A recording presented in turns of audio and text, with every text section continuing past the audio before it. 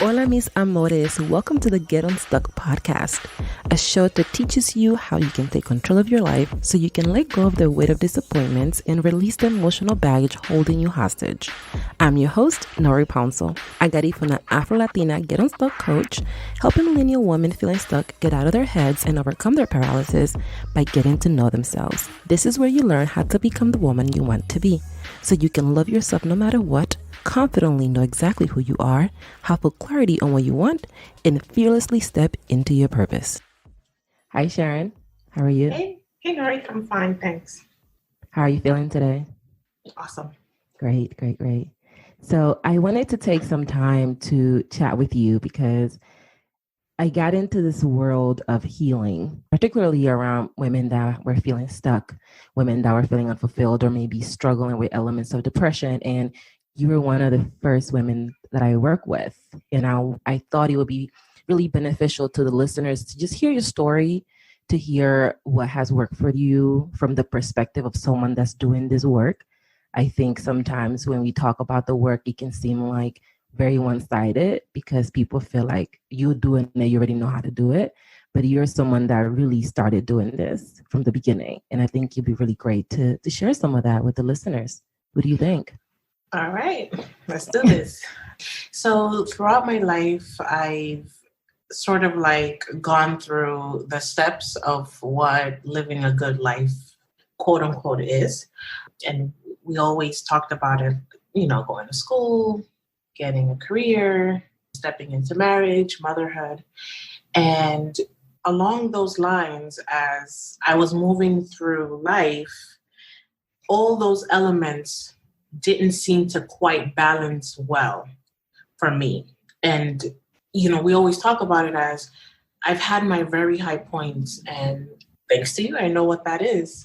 Exercising, having that mental clarity, just, being a healthful person. And then in reaching that peak, then my lows came again. And I heard you talk, you had a video about, we always talk about it. It felt like an infomercial and you were talking to me. Are you feeling stuck? Are you depressed? And at that particular time, the message resonated with me so much that I reached out. Mm-hmm. And one of the highlights for me was that I knew that something wasn't right, and I knew something wasn't quite there, and not knowing what that something is. Mm-hmm. Yeah. So before you reached out to me, you had tried to get to some of these things in the past because the patterns had shown up in the past as well. Tell me a little bit about that. Like, what were some of the things you tried before you had started working with me? Well, before working with you, I thought health encompassed the physical aspect. Exercise, drinking X amount of water, and being active, which brought a lot of, I want to say, mental clarity to me. But then finding out that there's a lot more to health than the physical self. One of the things that I tried in, because just reading, knowing that, exercise is a good antidepressant and, all the benefits of exercise, I'm not, putting it down at all. So I tried that, and I mentioned that as being one of my high points. Mm-hmm. Therapy. So I decided that, maybe I needed to talk to someone and let them know, let a professional know how I felt and, the trajectory of my life, and maybe find out something that pretty much was unknown to me, or at least not recognizable. Maybe I didn't look enough. I just felt like this didn't work, forget it, and slashed out the idea of therapy at the time. Before you keep going, I want to ask you, you decided you wanted to check out therapy. What were some of your preconceived ideas of how therapy worked? Pretty much that you sit down with, a professional and you tell them how you feel and, your experiences, and based on, whatever information is extracted, then something is done, or an advice is given, or something is to be done to sort of like manage, or for things to get better, perhaps. And when you went to therapy, what did you want to get out of that time you spent with this person? I honestly didn't have a major goal, but it was to find out what was going on. Why did I feel the way that I felt, pretty much.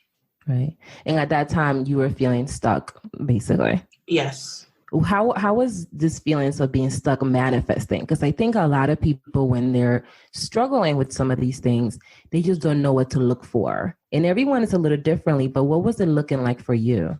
Well, it's looked a little bit different in various points of my life. But to talk about it recently was me not making it to places on time. It looked like running through the day and not having a moment to take a breath.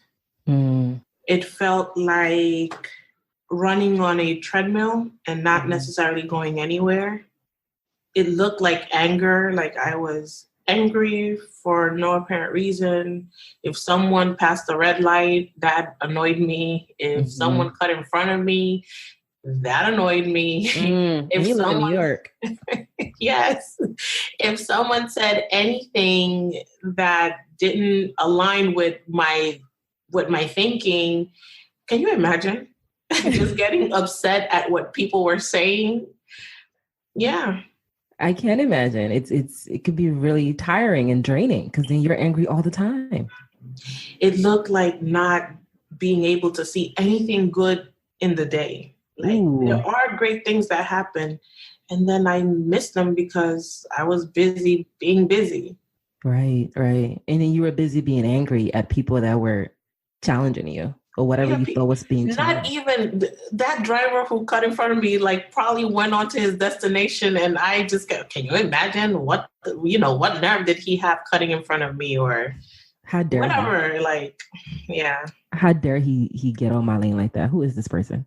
Yeah, pretty much. So you were going through these feelings, you were processing this stuff, and you're like, let me go see a therapist. Let me go see someone that people say is supposed to help you during this time. How was it finding a therapist? Well, going through the loopholes of insurance and what was covered, what wasn't covered, geographical area, finding someone was not the easiest process, I want to say, based on everything that I just shared. But I think more to that, there has to be like a match. So most importantly, I think one of the things that could have gone better maybe it was the match, it probably wasn't the best match for me. Now thinking of it, at that time I was like, you know what, forget it. This doesn't work. Bye. Why didn't you try someone else? Why didn't you give somebody else a chance? I don't know, because to me, I guess it goes back to me thinking that the answer is sometimes somewhere else in terms of, if this didn't work, then I put everything in that category. Like, instead of saying this particular instance didn't work, or this particular therapist, the combination between therapist and I didn't work, I just lashed it all out like, oh, forget it. If I didn't find it here, the answer is not in therapy. So it was probably a misconception of my part. I wonder if that has anything to do with our rebel tendency, because I find myself doing that sometimes too. And it's not just with one thing, but it's like if somebody's telling me you should do this to get XYZ result, and I try it and I don't get that result, I'm like, this thing don't work. I don't think that either A, I'm not implementing it correctly. I don't think that B, this particular approach that I'm using for it, it's not working. I don't think that C, this time that I'm doing it is not the right time for me. I just be like, I write it off immediately. So I wonder if that's part of that. And to give the listeners a little bit of context, one of the tools that I use with my clients, and has helped them a lot. And Sharon, you can speak to this once I'm done sharing with them, but it's The Four Tendencies, and it's a book written by Gretchen Rubin, in which she discusses these four tendencies where we mostly overlap into, or a hyper generalization. But when you read the book called The Four Tendencies, I'm sure you will see yourself represented there. And there are four tendencies. One is the upholder, one is the rebels, one is the questioner, and then there's the obligers. And these tendencies have to do with how you respond to internal and external expectations. And both Sharon and I are part of the rebel tendency. So we talk a lot about that in the work that we're doing. How helpful was that for you to learn about this framework? I know we're going a little bit of a tangent, but since we just brought it up. Well, it made me put perspective into my response to expectations, whether they're inner or outer.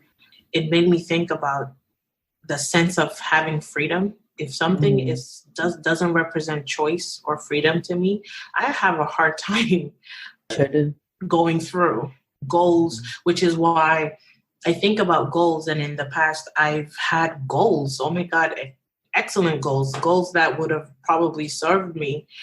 But because I have resistance to my own expectations, then those goals somehow did not get accomplished within the time frame or the time that I thought, they would. Right. So the book is a great tool because in reading about the rebel tendency, it's like you're reading it and every example of it is like, oh my God, Gretchen is writing about me. How does she know this? So it's very insightful to have read it. When I first read that book, it was almost like I was grateful for the information, but at the same time, I was so weirded out by the fact that this thing knew me so well and could describe me so well. And that also brought out a little bit of resistance from me too, because it's scary when you see yourself on paper like that. And I mean the parts that you don't like about yourself. Oh yeah, because we see the good stuff all the time. Yeah, for me, it was how my rebel tendencies could have offended, anyone else when I was just being me and didn't really mean to offend or get anyone upset. Right. So all that to say, getting to know yourself, getting to understand what you're like, especially the things that you're not constantly raving about, it's equally important, if not more important in this process. So it's going to circle back. You decide you want to go see a therapist. You begin the search for a therapist. You find somebody. It's not a match for you. You're not getting the results that you kind of thought you were going to get. And you decide, I'm done with this. I'm not coming back. What happened next? What happened next is I struggled for another year. I want to say a year and a half, working through what I thought needed to be worked through, like planners, reading about how to optimize one's life, doing things here and there to keep a house clean, what are the hacks? And it did help for a bit, but again, I always relapsed. So you got really good at managing, and then the root came back over and over again. So what would happen when you relapse? When I relapsed, I was running all over again like a crazy mad person through the day, just barely making it to my job on time, barely dropping my son off to the sitter so the sitter can take him to school. Back to, what I described as, running on a treadmill and not necessarily going anywhere. Because at the end of the day, looking back, there were not so many accomplishments other than me being tired and that I barely made it to those things that required urgency at the time.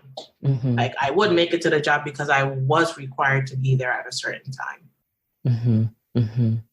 How would you say you were treating yourself during this time? Like, what was going on with you? Because I hear you a lot about externally what was happening and what was going on with, your son and work. But what was going on with you? How were you treating yourself? I was frustrated. During that period, it was even hard for me to make it to the gym. And when I made it, I was thinking about all the other 20,000 things that could have been getting done while I was supposedly getting my physical self in shape. Mm-hmm. Mm-hmm. So yeah. Were you spending time with yourself? Like, about how many hours would you say you were spending with yourself per day? Minimal. I was pretty much just getting, when thinking about myself, I was just doing the bare minimum, and that was to look clean, Shower. to be shower, personal care, to be able to step out my house and look presentable. Mm-hmm. Mm-hmm. Were you eating? I was eating, but I was grabbing whatever was available just to not go through the days without eating. Mm-hmm. What about sleep? How were you sleeping? Oh, wow. Sleep was out of whack. I didn't even have a sleep pattern. Even when I tried to make it to bed, it's like my thoughts would keep me up. Mm-hmm. What were you thinking about when you weren't going to sleep? This has to be done, like minimal stuff. That has to be done, or this bill has to get paid, or it's so minimal, but it seemed like so much at the time. Mm-hmm. Now you think it's minimal, but when you were Oh, going yeah. through it, Oh, yeah. when you were going through it, it didn't really feel like that. So continuing with your journey, you decide no to the therapy situation, but you continue trying to keep up your facade that you're good, trying to pretend like everything is going to fall in alignment. And that went on for about another year. Yeah. And So then what happened? from the outside, like an outsider looking in, it seemed like, oh, everything was under control. Mm-hmm. If anyone came to my house, oh, the house is clean, there's food, everything seemed okay. But I knew from the inside something needed to change. Mm-hmm. Had you communicated this with your partner at that point? Yes, I did. And at the time, he thought my job was the culprit of it all. Mm-hmm. Yeah. Tell me more about that. I don't think we ever gotten into this part. It always happens. I do the podcast and I learn something new every single time. So the same way I'm describing my personal life, mm-hmm. that is pretty much how my professional life was going. I'm a teacher, so my lesson plans were due like that morning after running to drop mm-hmm. off my son. My lesson plans were like, quickly written before 8:20 when I had to go get the kids. Mm-hmm. It had become a toxic environment. And sometimes I wonder, like today I wonder, if I came in the mindset that I am in today, if I just walked mm-hmm. into that place, would it feel the same? Mm-hmm. That I have questioned. So he told me, leave that job. So he thought that, the job was it. Mm-hmm. So I left the job. So you left the job. Okay. All right. We're seeing it. So you left the job and then what happened? So I was supposed to go back in September, and after coming from a vacation in August, I decided, boom, no more. It's done. It's over. Mm-hmm. And that was around the time that I saw your infomercial. That's what I call it. I have to find what post you're talking about so that I can link it in the show notes. I just have to. It was like late September. Okay. Late September. So I'm 3 weeks into this major transition mm-hmm. of teaching for the public school system and finding myself trying to have some time so I can get myself together, mm-hmm. Reducing my work hours and to be able to get my life together. And here comes your message. Are you feeling stuck? Do you feel like you are depressed? I was like, yes. I'm laughing now, I'm laughing now, but that's exactly how it was. But I love that you're laughing now because it just shows anyone that's listening that might be going through it and that might be seeing themselves in your story that you can laugh later. Like if you're able to push through this, joy will come. And I love that you are laughing because this is a very real part about it. So you see this infomercial. I need to figure it out which one it is. But she sees this post and she's like, oh my God, Nory is in my house. And she's talking to me right now. And then what happened? what happened? I tell you my story. Mm-hmm. And I find it that I discovered that a lot of my present day behaviors, struggles were rooted into an unpleasant childhood experience at the time. Mm-hmm. And I had no idea. You thought it was a job? Yes, I had no idea. It affected every single aspect of my life. Mm-hmm.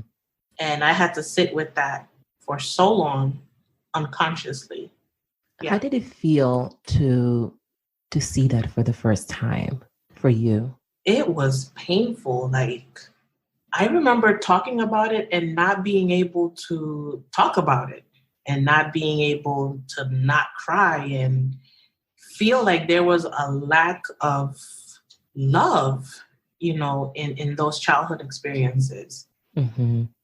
But what I failed to see was that there was also good There that was love. my eyes didn't see Mm-hmm. at the time. My eyes didn't see for, I want to say, 30 years. Wow. It's so amazing to hear you talk about this experience and what it's like to see for the first time. How was it seeing yourself in the mirror after that? How was it? I want to say it's been, an awakening. I don't know. That's what I'm calling it. An awakening, an acquaintance with oneself Mm-hmm. that me in September, I couldn't have. There was no time, no room for me to even contemplate it because I was so busy being busy. Mm-hmm. Mm-hmm. So we have this conversation, and this wasn't even, we weren't even working together when it first happened. I think The you and I, first, it was just yes. a first conversation. So essentially, I think I put up a post too about like, if you're feeling stuck and unfulfilled, I want to talk to you. And you are one of the women that responded. We're like, hey, I want to talk to you too if you want to talk about this. And I remember reaching back to you for what was scheduled to be a 20-minute conversation because all these calls were supposed to be 20 minutes. And I think I scheduled like 30 of them. Like 30 women got back to me and were like, I want to talk to you about this. And we ended up talking for like an hour and a half out of this conversation. What was that like for you emotionally going through that journey, coming into this convo and then leaving that convo? Like, what was that like? Well, first of all, you asked me a question that no one has ever asked me. How was your childhood? Tell me about your childhood experiences. And when I talked about them, despite of all the great things that happened that I was later able to see, I would only talk about that pain that I never really spoken about. I spoken about it like on the surface, but never had dug deep into it to see or to say, wow, this has been holding me back. It took over the way I saw the world, the way I saw people around me, the way I saw myself. It's just crazy. Mm-hmm. Mm-hmm. Is that when you knew that we were a match in heaven? That's when I knew. After that conversation, I was like, wow, that was like one of the deepest conversations I've had in a very long time. Mm-hmm. Mm-hmm. How much of it do you think it was you being available? Like, do you think you were available for that conversation? Or do you think you didn't know you were available until you got asked? I didn't know I was available at all. Interesting. So we start working together. So after that first conversation, I like reach back to you, I think, and I tell you I'm doing this thing if you want parts of it. And we kind of go a little back and forth on it. And you're like, yeah, I'm going to do it. Let's do this together. What was that like for you? First of all, what were your expectations coming in? Well, I always tell you that I didn't know that it would have worked. And I've always been honest about it. And I said to myself, I needed to do something different. How did you push through that though? Because I think a lot of us are afraid of things and we're like, I don't know if this is going to work or not. And I'm really interested in knowing how did you make the decision that I don't know, but I'm going to try anyway. Like, well, what's that? What helped you get over that hump?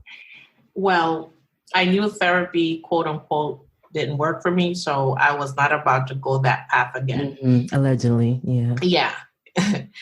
I knew that exercising, as much as it fueled me mentally, I knew that it did fuel me. I did feel better, but I wanted to get to it, to the bottom of it.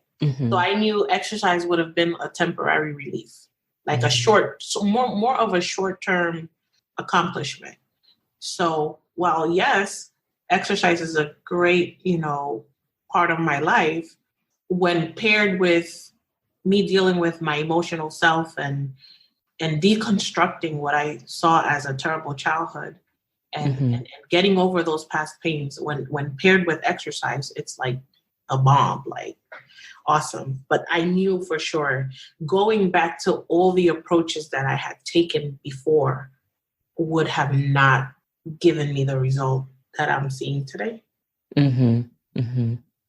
It's so interesting that you were able to take some time and kind of do an inventory of the things you had tried in the past and the results that you kind of had came out of those situations, and then compare and contrast them to determine whether or not this was worth trying because it's different. And I know what I can get when I do all these things.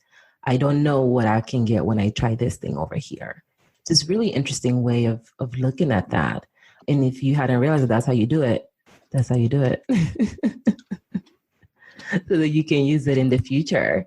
So I want to almost shift a little bit. Like now you know how much it took to get the work to get you to this place, right? Because you've done it. You've been through it at this point. Do you think that you were prepared for the type of work that you had to do when we got started? I want to say yes, and I also want to say no.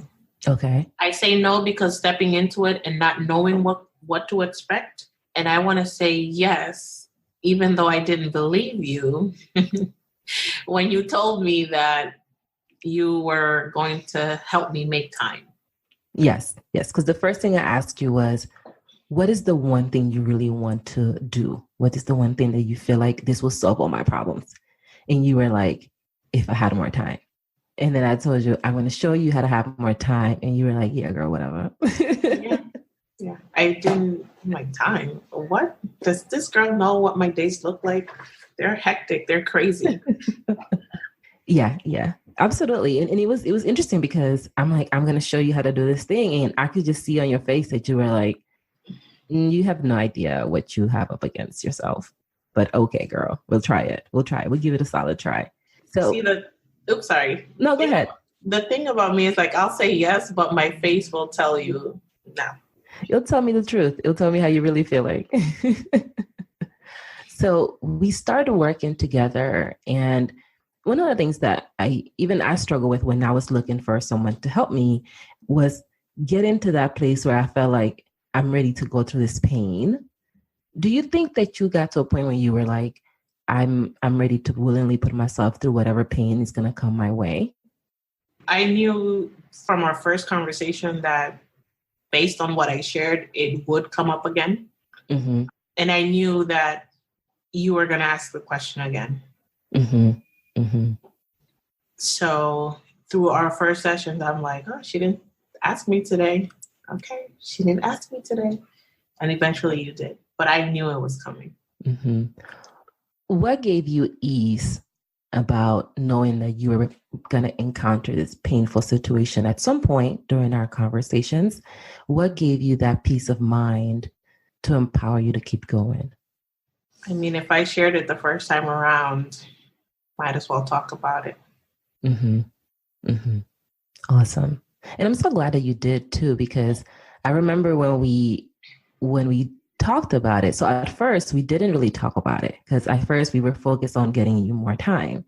And that was the one thing that was really important to you. So I wanted to make sure that you got what was important to you first, because he showed you that you can achieve these things, number one, and he helped us create space in your life for the bigger things that will come later. And I think that's one of the challenges that people have when they seeking for help is that they just think it's going to be too much too fast. And I think the approach that you and I had together was really determined by your pace. We went at your pace when you were ready for the next thing. It's when we hit the next milestone. And I kind of want to ask you, how important was that for your success?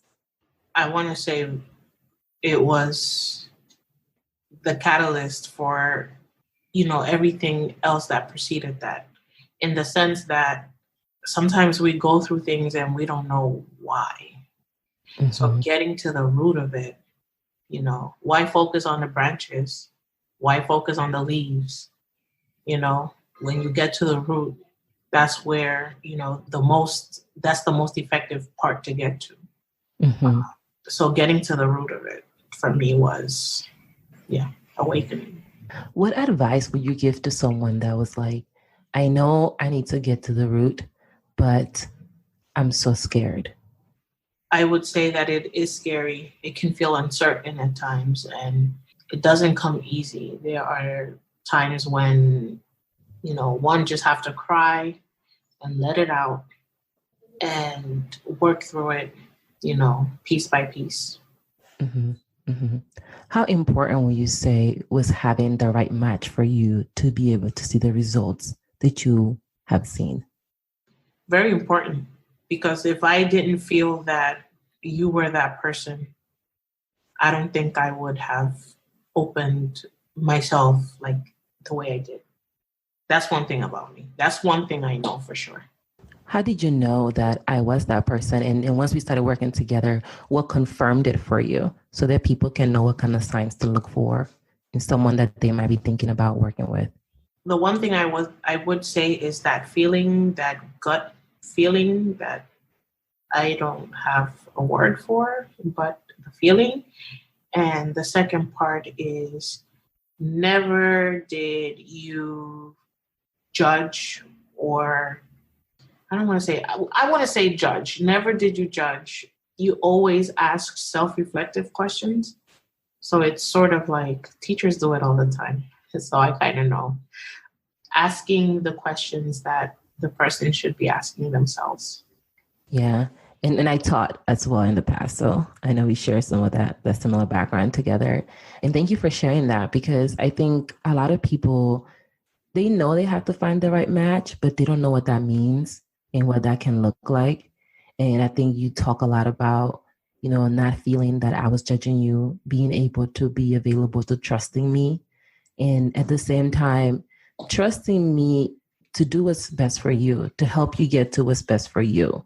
And I think that was one of the things that really has been able to be successful between the two of us and brought success to you, is this ability to know that whatever I'm sharing with you is because I'm thinking about your best interest at heart and not my best interest at heart.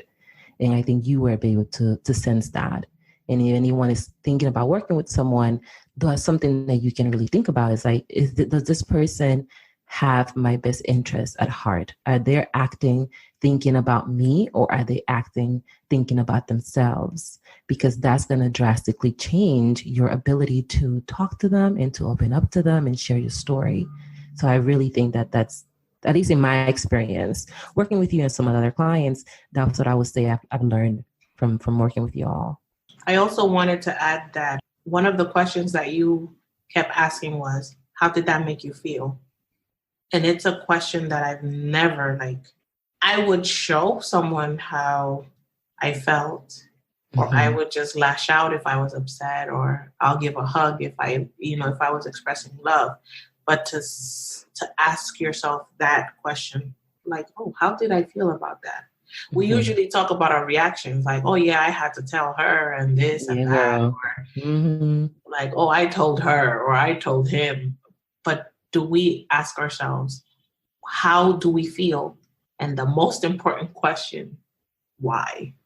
Oh, and does it serve you or does it not serve you? Do you let it go or do you hold on to it? Yeah. We will be right back after this brief message. Hola, mis amores. Thank you so much for listening to today's episode of the Get Unstuck podcast. I love having these conversations because they help shed light on the issues many millennial women feeling stuck are struggling with on a daily basis as they look for ways to overcome their paralysis. Can you do me a favor? If you find this episode helpful, please leave me a review and tell me what connected with you about this conversation. It will help me bring you guests that you're going to love, and you may catch your thoughts during our fan love segment. Now back to the episode. Wow, it's so amazing. Just anytime I get to talk to someone on the podcast and hear the stories, I'm always very moved. It's like one of my favorite things to do.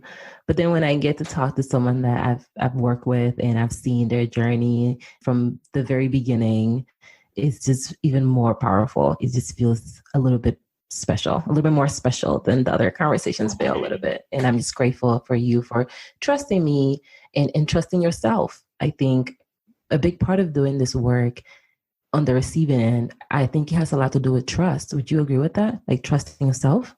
I believe so. Do you think you trust yourself more now than you did in the past? I would say yes. Okay. Why did you hesitate? Because I had to think about what trusting myself is. What is trusting yourself? Before giving the answer. To me, it means knowing that I've made a decision rationally, thoughtfully. Yeah. Mm-hmm. I would add, for me, trusting myself is also being comfortable, being okay with the consequences of my decision. Like, I made this decision, whatever the consequences are, I'm going to stand by them because I stand by my decision. So I think that's the element that I would like add to that from my perspective as well. So we work together. You go through the programs. It's like a 6-week program, and we even did it much longer than that. I think we ended up working together for like almost close to 10 weeks, right? About 10 weeks. How was it at the end? Like, you felt you go from this place where you are basically stuck and lost and just constantly not sleeping well, not eating healthy, definitely not exercising as much. Basically, you just functioning, but you're not there. How do you feel now? I feel much, much better. And it took you to pretty much remind us, well, me, the conversation we had first. And then the conversation, like some of the earlier conversations. So during this whole time, I'm making progress. And I just know I'm feeling better, but I'm not thinking about, oh, where was I 3 weeks ago, 4 weeks ago? So it took that conversation for me to say, oh my God, yes. Yeah, I've made a lot of progress. What was it like hearing bits and pieces of how you were feeling earlier on your process? I think one day you were like, I never said that. Yeah. Yeah. It's sort of like getting acquainted with yourself and being in this place where progress is being made, but not looking back at that person that was drowning, a month, 8 weeks prior. So just encountering and embracing the feeling that I feel now. So I feel like I can work on my goals. I determine what's important to me, what's a priority. And another thing is, only because something is important, it doesn't mean it's a priority. Or something that we deem important. Like, oh my God, if I don't clean this house by 6 o'clock, oh my goodness, the world is going to fall. No, that's not me anymore. Learning how you're the master of your time, whether you know it or not. And I'm talking about myself. I know you hear that siren in the background. Sharon is based out of New York. So this is what y'all gonna get. Y'all gonna get this New York sounds. New York. Yeah. Yeah. So one is the master of one's time, and your beliefs become your reality, whether they're true or not. So when you talk about your beliefs becoming your reality, one of the big things that you and I worked to do was kind of deprogram yourself a little bit and be able to identify what are the beliefs that serve you and the things that you can keep and what are some of the things that you might want to let go of. How was the process of deprogramming yourself and coming to terms with the fact that there were some things that people taught you that just were not helping you? Yes. So one of my beliefs, I don't think I shared this with you, but maybe you know this from our conversations, is that growing up in, I want to say, a traditional household where, grandma was taking care of us. When I say us, it's my cousins and I, that a clean house was this thing that it had to be impeccable. And if your house is not impeccable, then that says something about you as a person. Ooh, what does it say about you as a person if your house is dirty? That you're dirty, you don't clean, and people are gonna come and look at your mess and judge you. You know, so I come to realize that yes, having a clean house is important. Tidy house is important. Everyone knows where things are and it's clean, but it's not a priority. Not over so many other things that are way more important to me. And that's just to minimize, the example. But yeah. What were some of the things that were keeping you up at night that now you're like, I can't believe I was letting that keep me up at night? Laundry. I don't even think about laundry. Laundry. It's crazy. Why? Because I hate doing laundry. Why? Because we need clean clothes. Facts. Very, very real facts here. So I've hacked a way of getting myself to do laundry without really burning out and constantly thinking about it. And when I say that, it's just to show like the minimal parts of my life that were a big deal, and it can be applied to anything else. So I like to use those minimal examples. And someone would say, what? Why laundry? Yeah, laundry was stressing me out. That's crazy. But I can understand how, though, because it's not just the laundry. It's what the laundry represents. It's you back at your grandmother's house and you hear in her voice in your head telling you, esa ropa está sucia, that clothes is dirty, you need to wash this clothes. You're back in that space. And I think that's one thing people don't realize is when you're going through some of these emotions, the attachment is very real because it's not just that thing. It's not just you not having a tidy house. You go back into that space where that person that taught you these things is basically saying it in your ear right now, and you can't really shut it down. It can be really hard to do that. Is that what your experience is like a little bit? Or I would envision my mom coming in and telling me about my untidiness. Oh my God. Oh my weird, God. Right? It's weird, but I get it. Like, I totally understand because that's how I feel about dishes. Like, I'm very open about the fact that I don't like doing dishes. And it's because growing up, I did dishes all the time.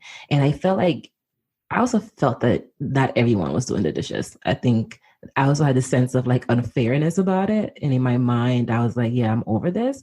So once I decided that I didn't have to do dishes anymore because I was an adult, I just stopped really caring to do the dishes. And with my husband, he's really into that. Like he's really into like, well, why you don't do the dishes? And he became a real thing in our marriage, which is crazy because you talked about the laundry. The dishes were a thing in our marriage because I did not care to do these dishes. So now we have people that come clean our house. And then when they clean the house, they also do the dishes and it's less dishes for us to do. But the funny thing about it is that I also do the dishes now. Because it's not a stressor. It's like, if I don't do them, they'll get done when the cleaning people come get them done. Or, my husband will do them when he feels like it, but they don't have that pressure anymore that they used to have at the beginning. So I totally understand how something that can seem very minute to other people can bring a real challenge into your relationship or into your household because of what that thing represents. So I understand 100% what that can be like. So one of the things that you really wanted to do was get more time. How are you doing with that? I am doing way better. And the best thing about it is not stressing over the things that did not get accomplished. Because sometimes, things happen, for those of us who have children get sick or things just don't go as planned. but knowing where you are and where your priorities are, then that gives you a clear lens. So if I have to choose between laundry and going to my son's showcase, I am at the showcase, I'm present, I'm enjoying it, and then the laundry gets taken care of. Right. Because it's also not that you're not doing these things anymore. I don't want to create the perception that you just stop doing your laundry and you stop cleaning your house. It's like a madhouse in there. You still do these things. It's just they're not controlling you. You control when they happen. You control how much attention you give them, but you're not letting them stalk you in your own home, which is sometimes something that happens with us. Right? We have family cleaning days. They happen once a month. Yes. Typically on a long weekend. So if there's a long weekend within a month, that Saturday we are cleaning as a family. That alleviates a lot of the stress of having to do it by myself. Mm-hmm. I have one mass laundry day in the month, and then the rest is chunked out. Whites this week, colored the next week. And I don't have a lot of clothes that have to be washed or have to worry about it being done at once. Mm-hmm. And eventually I'll probably outsource it, but I have to deal with and get acquainted with, for me, it's a choice. I want to be able to be acquainted with what does it look like to do this at an optimal level. Mm-hmm. Mm-hmm. Then I can outsource it. Mm-hmm. I love that. And I'm so excited you're doing that. Because I know that's one of the things that I was like, you need to outsource this laundry. Like if this laundry is causing you any stress, it needs to go. You don't have to think about it. You have to worry about it. And I love that you found a way through like a medium. Like you're not ready to outsource it, but you're not letting it stress you out either. Tell me a little bit about how your life has changed since we've been doing this work together. How is it? How are you as a mom? How are you as a wife, as a daughter? Like how has your life transformed since you began working with me? It has transformed me in so many ways. The way I see things are at a higher level now, and not in terms of height, in terms of me knowing why did I feel like things had to be done a certain way? Why did I feel like not reading a book with my son just for one night gave me the perception that I wasn't a fit mom? When in fact, again, things happen. And first of all, why do I feel like reading a book every night is this quintessential thing that I have to do every night? Mm-hmm. And that was a longing I had as a child. So doing it now, it was a belief that I had to deprogram. I was doing it before I longed for it, but now I'm doing it because it brings my son and I joy. So I had to get his feedback, like, Donovan, do you like us to read every night? Yes, mommy. But then we're also fine when, life happens and it doesn't quite happen sometimes as programmed. Mm-hmm. As a spouse, oh my goodness, the things that I was bickering about in the summertime, the toilet seat, the garbage. If that garbage was not out, oh my goodness, that would be like, I'm mad for days. Why didn't he take out the garbage? He knows that that's what he does. Why did he not do it? Things like little things like that can bring a strain and unnecessary stress to your life. Letting go of those expectations. And something happened the day that he did not take out the garbage. And I was like, oh, he forgot to take out the garbage. Let me take it out myself. So that night, I said to him, babe, you forgot to take the garbage down. He goes, I did? I was like, yeah, I took it for you. Don't worry. He just looked at me like, what in the bananas is going on with that girl? Where is my wife and who is this woman? He looked at me and I looked at him like, what? But then it was the change. I'm laughing. But that's what happened. And ever since then, I don't remember him forgetting to take the garbage. And you're not even thinking about it. Yeah. And the toilet seat is not always down. But when it's not, I do it myself. So I'm not scolding them about, oh, why is it, the toilet seat, not you guys? No, I don't do that anymore. Mm-hmm. And it's also two of them I want to use. So it's kind of like, just put it down. Like with my husband, it's the same way. I was never a big person on, can you leave the toilet seat down? Except that one time when I got up at like 3 a.m. and I sank into the toilet. Except that one time. I was very upset about it. But other than that, I'm like, just check. Now you know you have to check.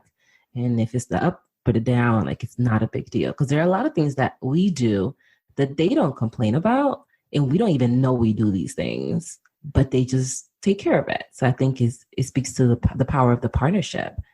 So yeah, I'm happier. I feel like I don't feel tired, like exhausted, like done by the end of the day.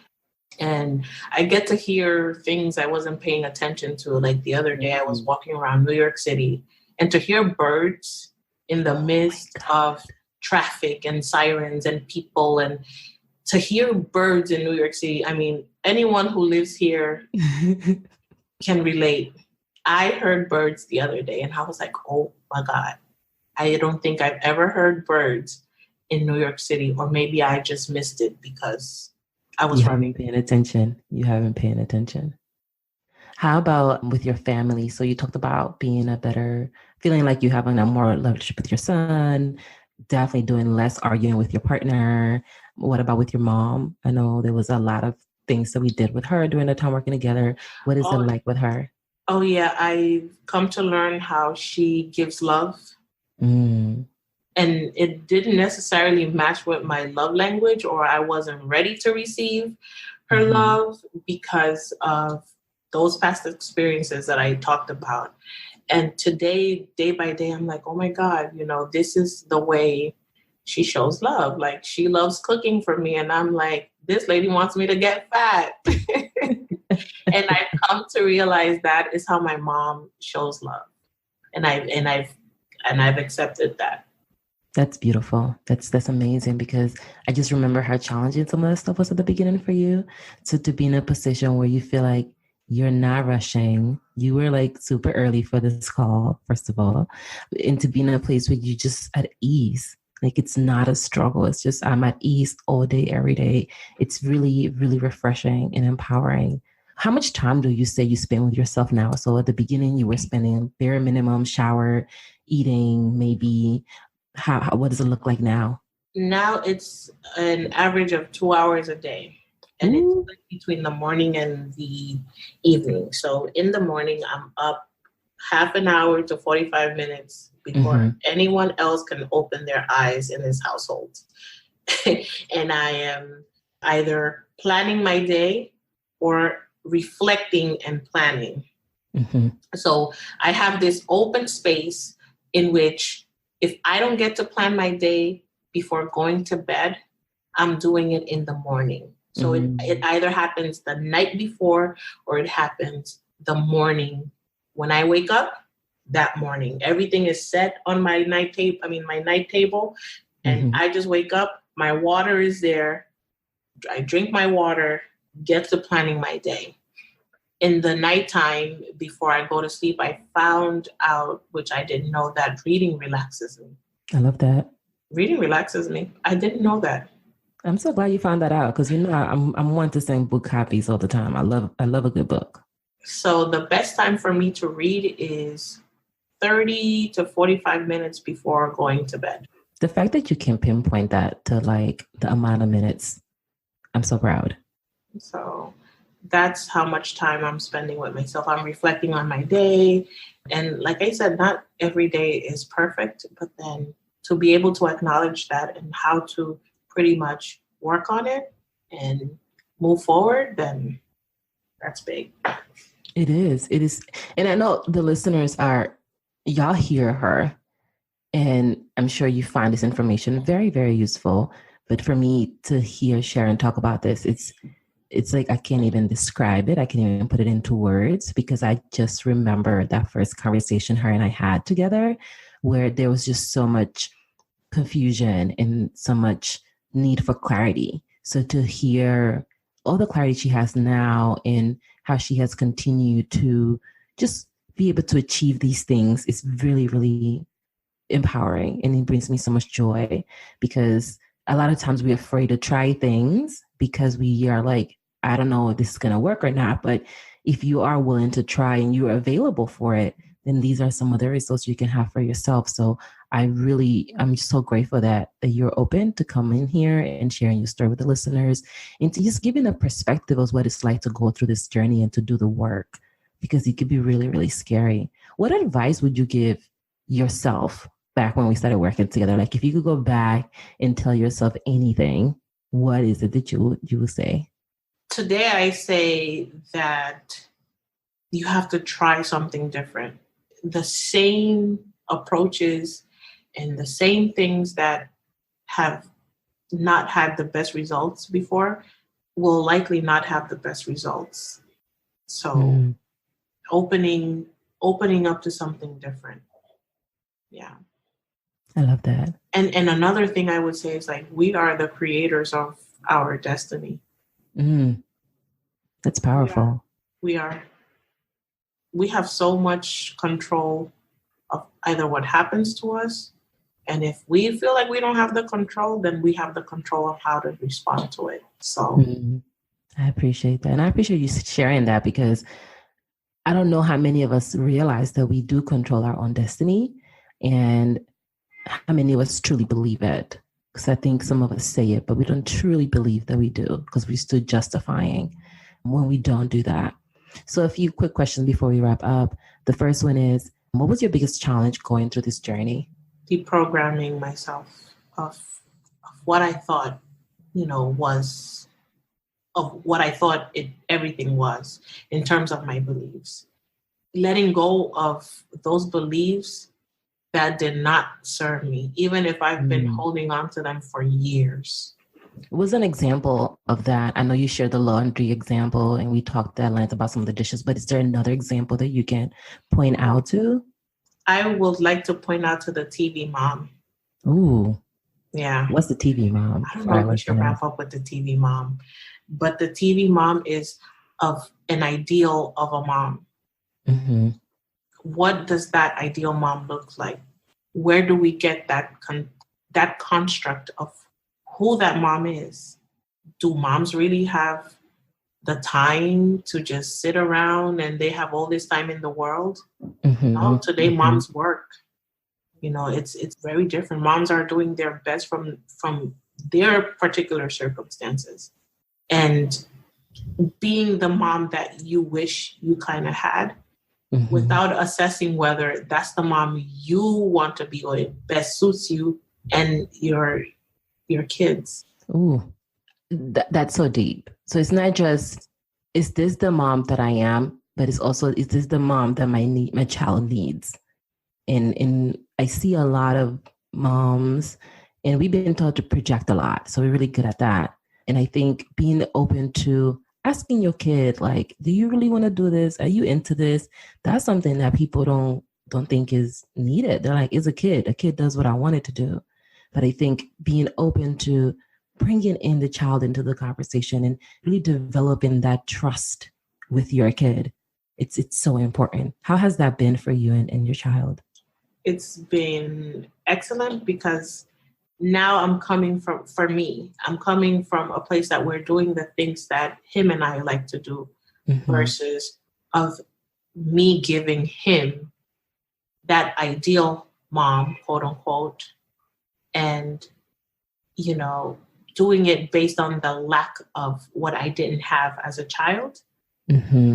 If I make sense. Yes. Yeah. So it's kind of like rooting it in love, with an intention that comes from love, and then an intention that comes from feeling a void.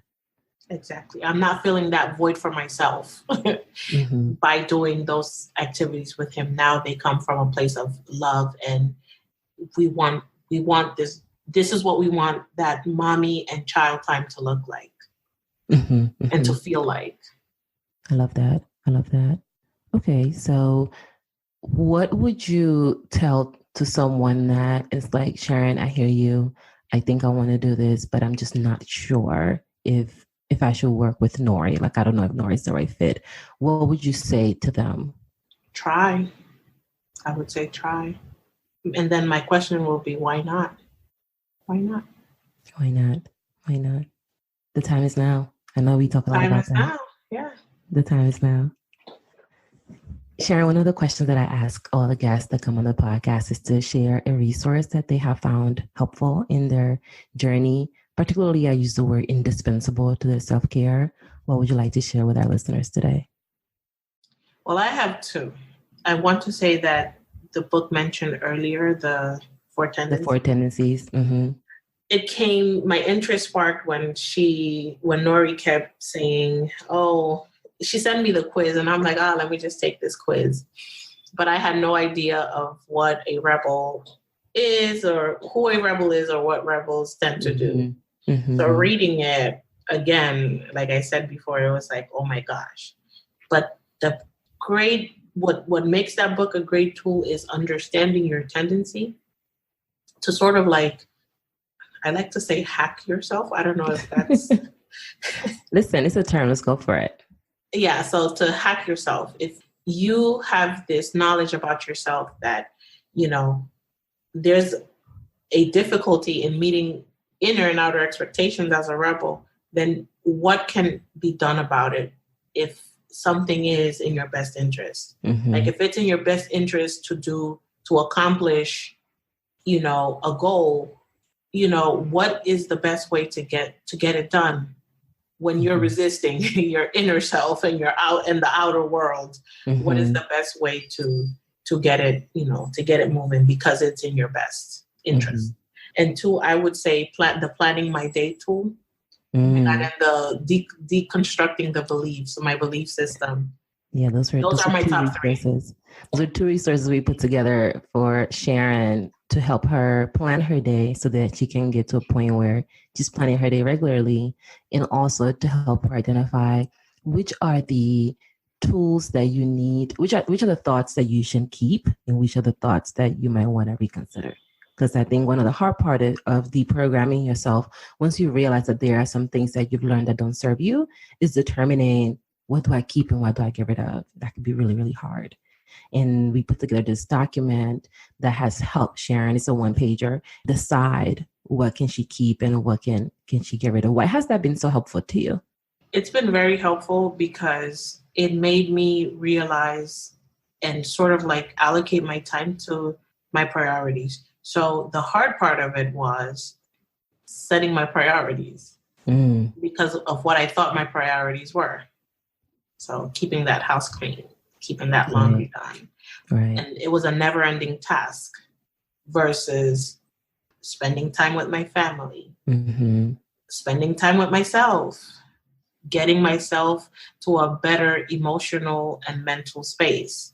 So that is part of my day. It happens at night and it happens in the morning, knowing that that's a priority. Wow. Thank you so much, Sharon. Yeah, that was a tough part. And I remember I was like, listen, this is important. And you know, but is it a priority?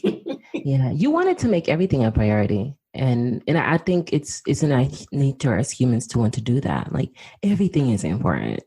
But the thing is like, no, it's not. Because everything is important, everything is not important. Because everything can wait. Like anything can literally wait.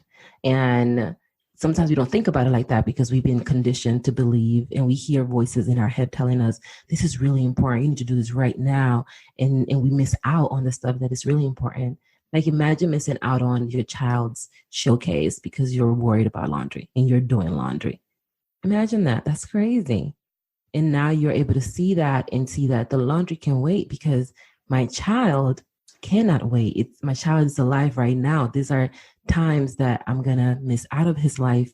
So I have to be available to this human because I'm not going to get this opportunity again, but the laundry will be there.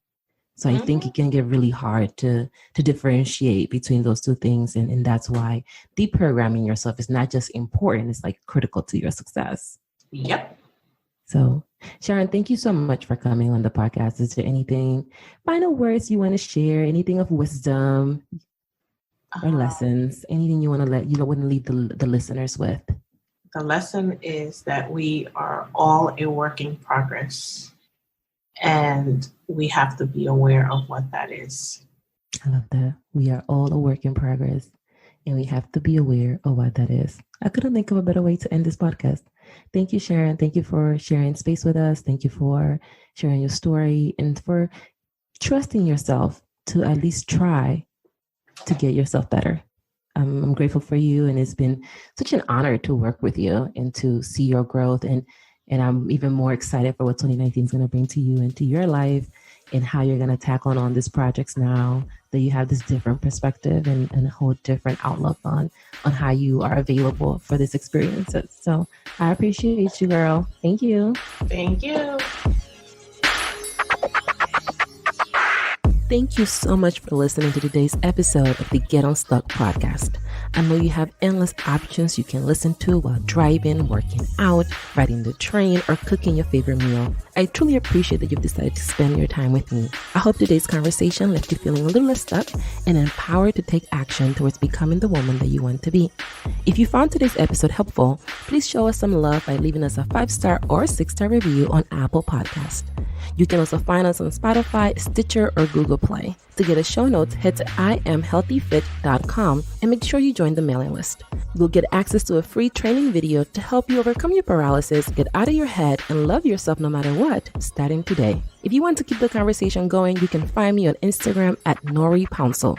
That's NORYPOUNCIL. Hasta luego.